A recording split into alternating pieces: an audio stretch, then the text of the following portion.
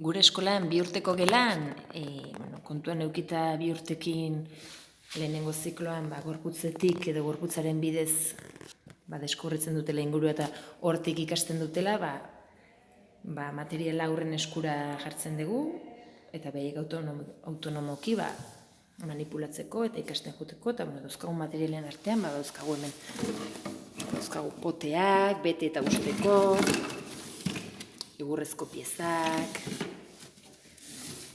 kortxoak, potetan sartzeko, hemen pinaguruak, haue guztiekin, bete, gustu, kantitatea, handiagoa, txikiagoa, landu daitezke, hemen panel bat, manipulatzeko, gero jolas hau, hemen sartuta ateratzen dituzte, aginduak eman ditzazkegu sartu bakarrik, nahi den moduan, edo izan daiteke bakoitza bere kolorearekin korrespondentzia adiraziz.